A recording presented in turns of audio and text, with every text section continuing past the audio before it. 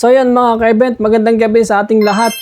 So meron lang tayong topic ngayon tungkol dun sa mga, again, coordinator, organizer, event planner. So gawin na lang natin kaya silang contractor. 'Di ba? Kasi para sa akin contractor kasi sila yung kumuha ng kontrata sa client at sila na yung gagawa ng paraan para matrabaho kung ano yung gagawin nila sa event, 'di ba? Kasi ganoon talaga eh. Para sa akin, kung halimbawang ako yung contractor o ako yung coordinator, ganoon na rin eh, 'di ba? Isa yung kausap ko yung kliyente, tapos kasi ang mga kliyente gusto nila isa na lang yung kausap nila eh. Para daw walang masyadong hassle o ganun.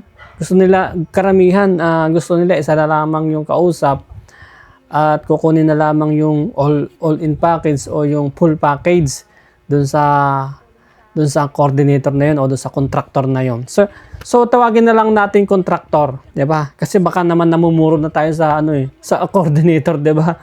So sanay na sanay ako na kumukuha ng topic o pag-uusapan dito sa Facebook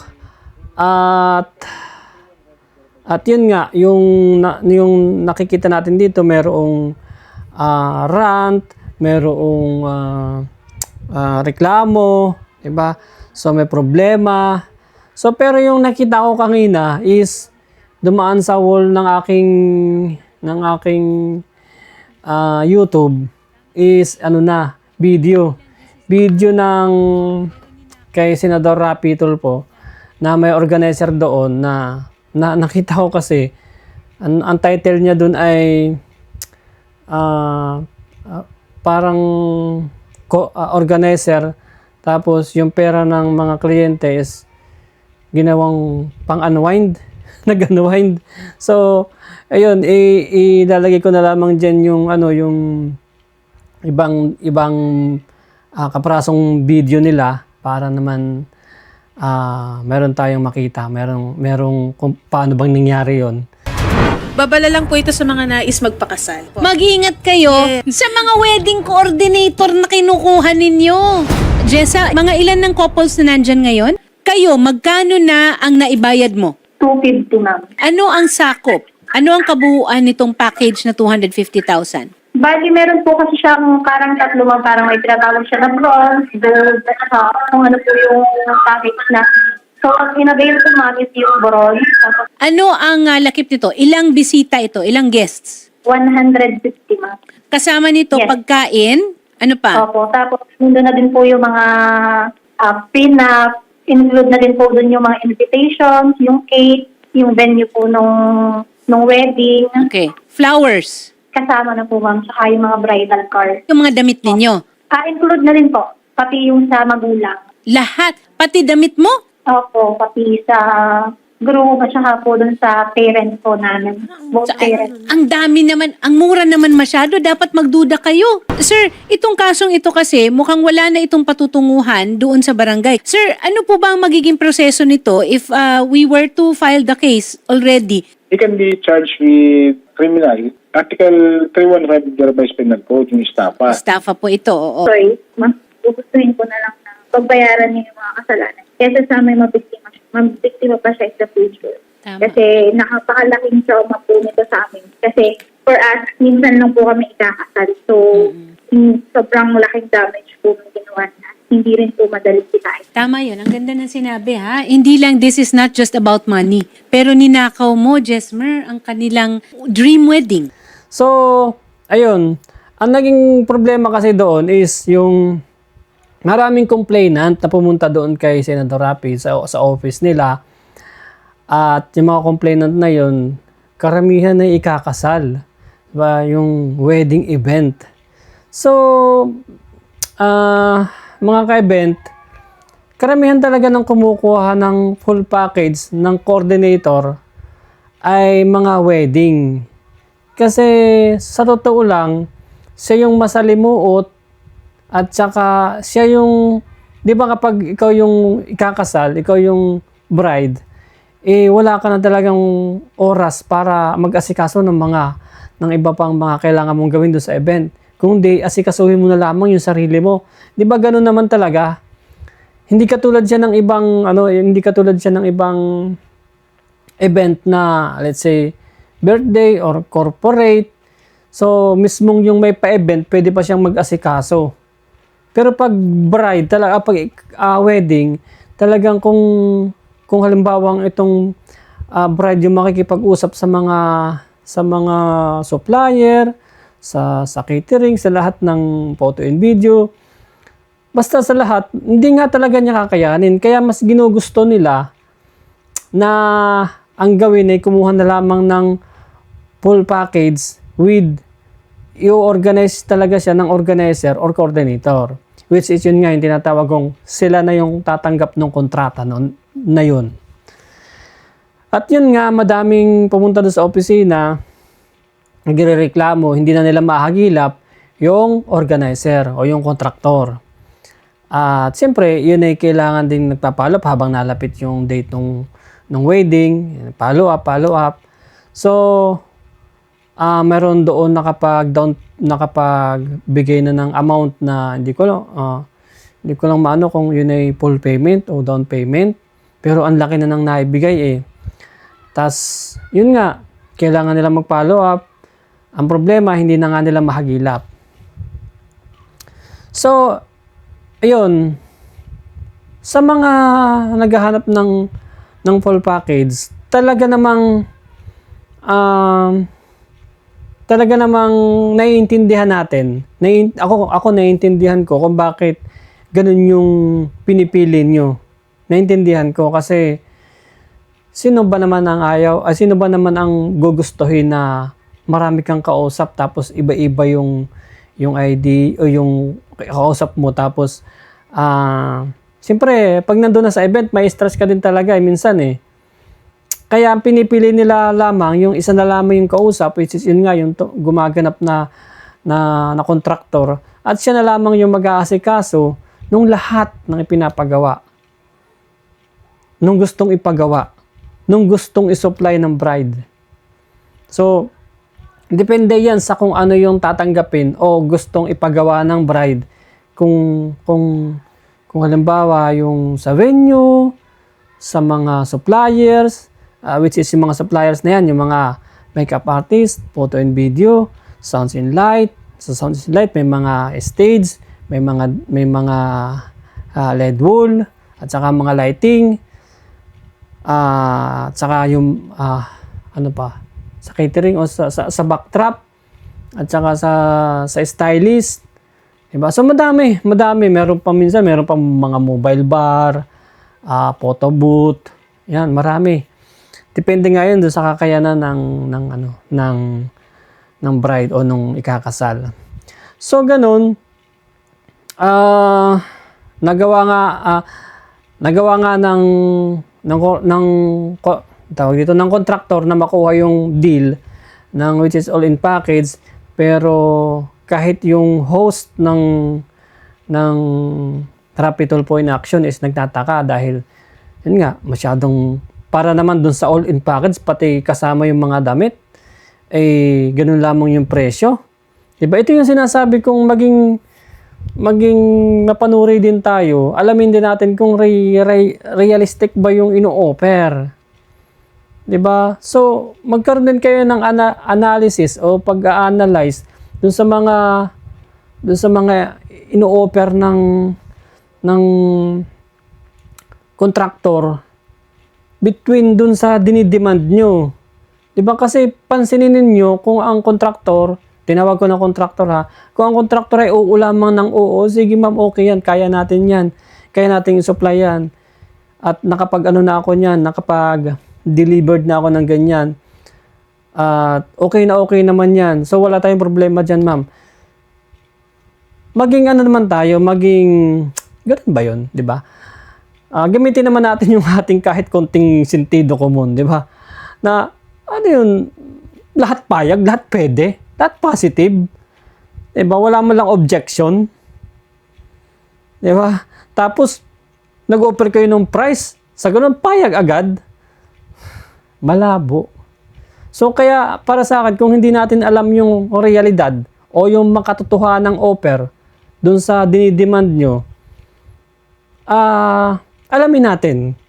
Yun na lamang din talaga yung obligasyon natin para hindi tayo maloko Diba? Para hindi tayo malokong mga kliyente. Alamin natin kung yun ba ay makatotohanan. Yung bang ino-offer ko makatotohanan? Diba?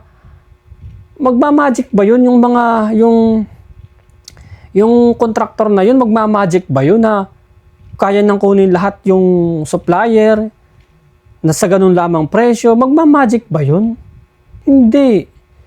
Lahat yun talaga ay dadaan din sa mga realistic na proseso, realistic na offer.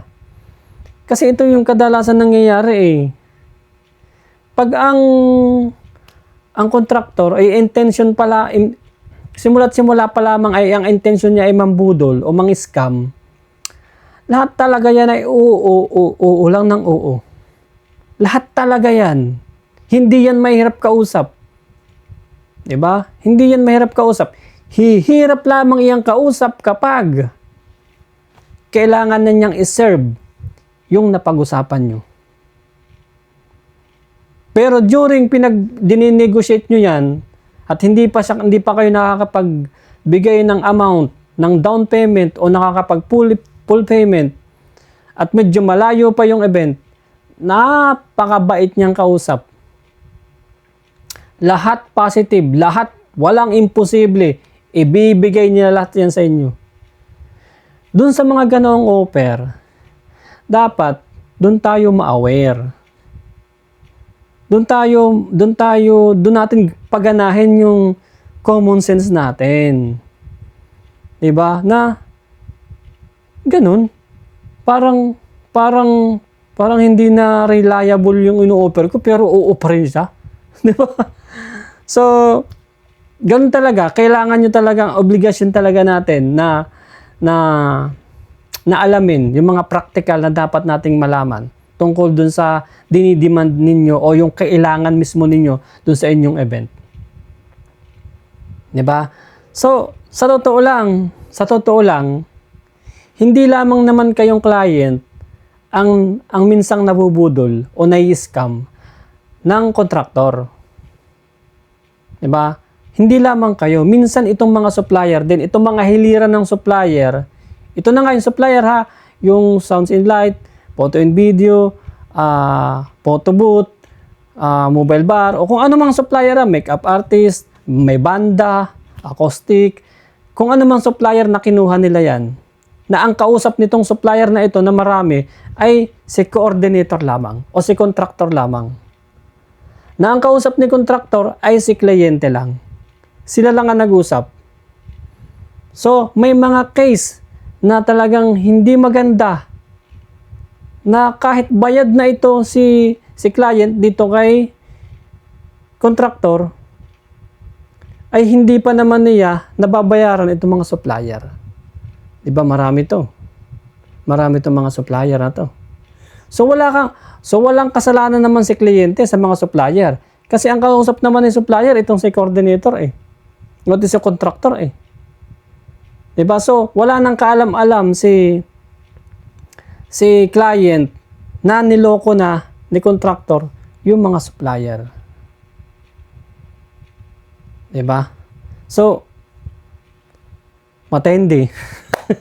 So sa ibang ano natin 'yun pag-usapan sa ibang video. So ang importante ngayon ay ma-aware tayo o ma-aware kayong mga kliyente na naghahanap ng mga gaganap sa inyong event. Diba? Yun yung pinaka-importante. Doon kayo mag-focus. Kasi gusto nyong ipagkatiwala sa isang tao yung buong kabuuan ng event nyo. Paano nga kung ganyan? Sabi nga nung isa, di ba? Ang sabi niya, hindi lamang yung pera yung nawala, kundi yung planong pagpapakasal na minsan lamang mangyayari sa kanila, yun yung mas inindan niya. Yun dun siya mismo nasaktan. Diba? So, totoo naman yun. Sabi nga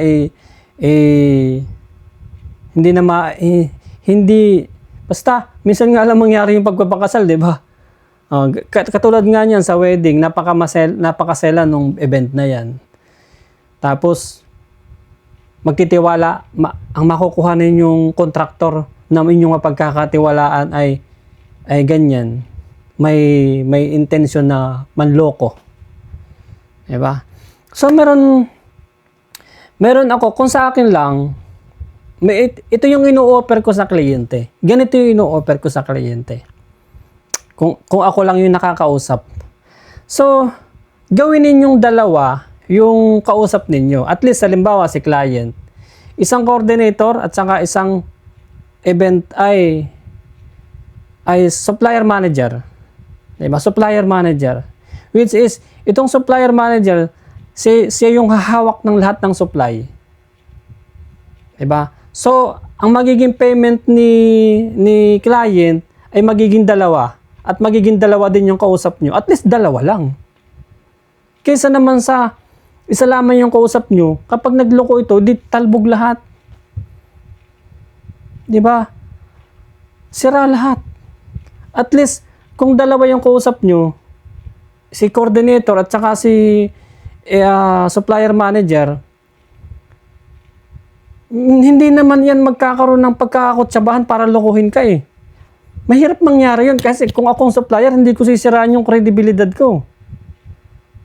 Diba? Hindi ko sisiraan yung kredibilidad ko sa offer lamang niya na lokohin natin yung kliyente, itakbo natin yung pera. No. Malabo mangyari yun. Pero kung ako nga yung gumanap na coordinator at akin lahat, pakyaw ko na lahat yan, isa lamang yung kausap ko, kliyente lang, ako yung contractor ako, pwedeng pumasok nga sa utak ko na kapag itinakbo ko, itong buong pera na ito, sa akin na lahat to. Kasi ako lamang naman yung kausap ng kliyente, wala na akong kailangan kutsabahin. Wala na. Hawak ko yung pera eh. Pero kung dalawa silang kausap mo, isang supplier manager at saka isang event coordinator, di ba? Yung task niya, gagawin niya. Yung task nito, gagawin niya. Dalawa yung kausap mo. Kung magloko man ito, at least meron ka pa nito. Humanap ka ng panibagong coordinator. Survive pa rin yung ayos ng kasal mo, ng wedding mo. Kasi napakahalaga din ang pinapapila nito. Nitong supplier. Napakahalaga din. Mahalaga din ang pinapapila nito, pareha silang mahalaga. Pero at least, hindi yan magsasabay na mawala sa'yo. Kung magkaibang tao yan, magkaiba ang preparasyon ng payment, sige, parehas mo hingan ng resibo. Pero at least, dalawa yung kausap mo, hindi lamang iniasa mo dito sa isa, at itong isa na ito na yung kumuha ng mga supplier. Diba? So, maliwanag yun. Ito naman ay idea ko na ginagawa ko, na ini-exist ko sa aking event. Diba? So, parang mahirap kasi, mahirap magkutsabahan eh. Mahirap magkutsabahan sila. Hindi sila talaga magsasabay ng magpaparehas ng kaisipan na lokohin ka.